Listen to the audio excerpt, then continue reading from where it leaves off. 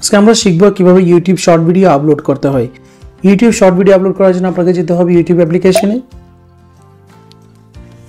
এখন যে আপনার যে লোগোটি দেখতে পাচ্ছেন এখানে আপনি ক্লিক করবেন। লোগোতে আসার পর আপনি যদি আরও অনেক চ্যানেল থেকে থাকে সেক্ষেত্রে আপনি সুইচ টু অ্যাকাউন্টে ক্লিক করবেন।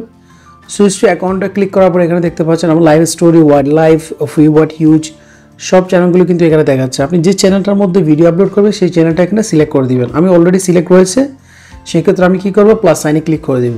ওকে, প্লাস সাইনে ক্লিক করার পর এখানে যে আপনার ভিডিওটি আপনি আপলোড করবেন সেটি এখানে সিলেক্ট করে দিবেন। আমি আমার মেয়ের ভিডিওটি সিলেক্ট করতেছি। এখান থেকে অ্যাড সাউন্ডে ক্লিক করলে আপনি অনেক রকম সং ইউজ করতে পারেন, অনেক গান ইউজ করতে পারেন। আপনি এখানে লিখলে হচ্ছে আপনার গান চলে আসবে। ওকে, দেখতে পাচ্ছেন কুছ কুছ হোতা হ্যায়, এই গানটা আপনি ইউজ করতে পারেন, অনেক গান ইউজ করতে পারেন। এখানে আপনি দেখে নেবেন এগুলো। ওকে, দেখে যাচ্ছে, আপনি চাইলে সাউন্ডটাকে আপনি মিউট করে দিতে পারেন। নেক্সটে আসার পর এটা হচ্ছে মেইন পার্ট। যেমন আপনি দেখেন এই ভিডিওটার মধ্যে কিন্তু থাম্বনেল হয় নাই, থাম্বনেল দিই না আমরা। তো শর্ট ভিডিওর মধ্যে আপনি কীভাবে থাম্বনেল ইউজ করবেন, যে পেন্সিল যে অপশানটি দেখতে পাচ্ছেন এখানে, যে পেন্সিল অপশানটি দেখতে পাচ্ছেন, পেন্সিলে ক্লিক করবেন। পেন্সিলে ক্লিক করার পর এখানে এভাবে টানার পর ব্র্যাক করার পর আপনি যে অপশানটি পাবেন সেটি হচ্ছে থাম্বনেল। ধরুন এডি থাম্বনেল। আমি এখানে এমন একটি পার্ট নিব যেটি আপনি একটু ক্যাচি হয়। যেমন আপনি ধরেন এখান থেকে ম্যাকবুক দেখা যাচ্ছে, আমার মেয়ের ছবিটাও ভালো দেখাচ্ছে, সেক্ষেত্রে আমি এটাকে থাম্বনেল হিসেবে রাখবো। ওকে, ডানে ক্লিক করবেন। ডানে ক্লিক করার পর আরেকটি মেইন পার্ট হচ্ছে আপনার ক্যাপশন।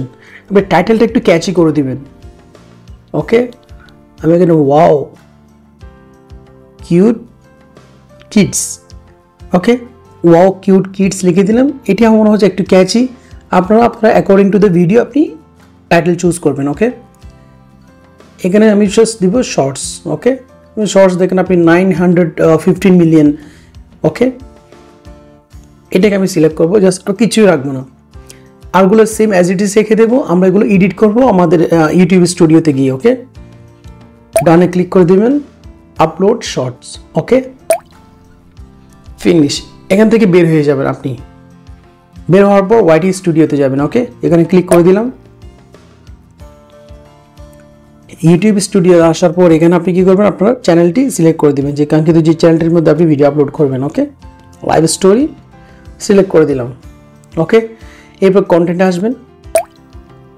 কন্টেন্টে ক্লিক করার পর ভিডিওর পরে শর্টসে ক্লিক করবেন।